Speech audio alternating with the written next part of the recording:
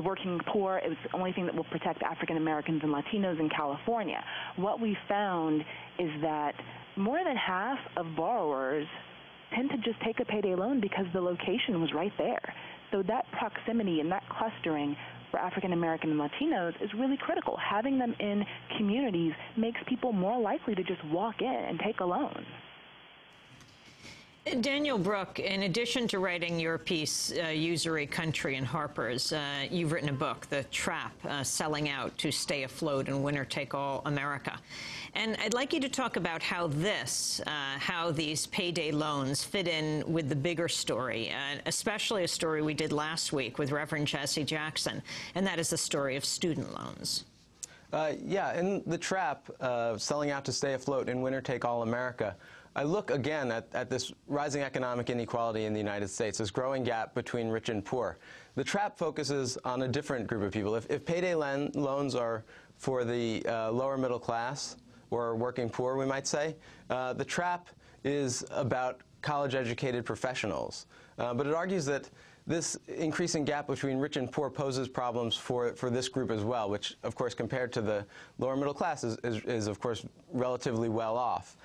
And the choice it imposes on the upper middle class is not whether or not to take out a payday loan, but whether or not to sell out, whether or not to do a job that will pay them a lot of money, but in which they don't believe, and which will both sort of hurt the country in that they're not doing something more service-oriented, but also make them feel like they've sold out. So student loans are a big part of the trap.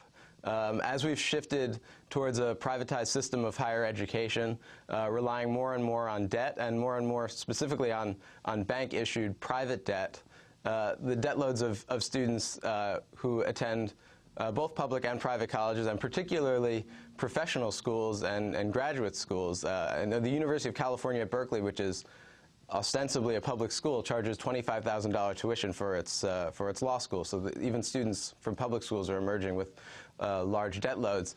It ends up dictating career choice to a very disturbing extent. I think it's one of the things that drives a lot of the troubling trends in our society politically, including the revolving door in Washington, where people who had, say, worked in a congressman's office on issues they believed in turn around and triple, quintuple their salary by going to K Street and lobbying. Now, perhaps with the economy and even these blue-chip law firms laying off so many of their associates, maybe there will be a trend in the other direction, or at least volunteering at public service law firms and law groups like Legal Services and Legal Aid. Well, yes, Amy, we can certainly hope that as these jobs dry up, people will do other things. But I think we need to take a more systematic view of the problem. I mean, just by having these jobs dry up, people with large debt loads are just going to default on their student debt. I think we really need to rethink how we fund higher education in this country. Again, and going to the Center for Responsive Lending platform for a 36% interest rate cap. Again, I think that would be great, and we should, Senator Durbin has a bill along these lines that Thomas Gagan, who wrote the companion piece in the April issue of Harpers, mentioned earlier this week on this program, passed that bill. But what my article tries to do is create a larger context and show why people end up going into the payday lender. Things like health care reform, where if someone's child gets sick, it doesn't put them into the red. Something like increased, better public transportation, especially in Southern California. If your car breaks down and you're working poor, you go to the payday lender, and you know the public transit is often inadequate to get you to work for a week until you get your car fixed. So we really need to take a much broader look at what kind of country we want to be if we want to address these problems. Daniel Brook, I want to thank you for being with us. He has written in his article, Usury Country, Welcome to the Birthplace of Payday Lending, in the latest issue of Harpers Magazine. His book is called The Trap, Selling Out to Stay Afloat in Winner-Take-All America.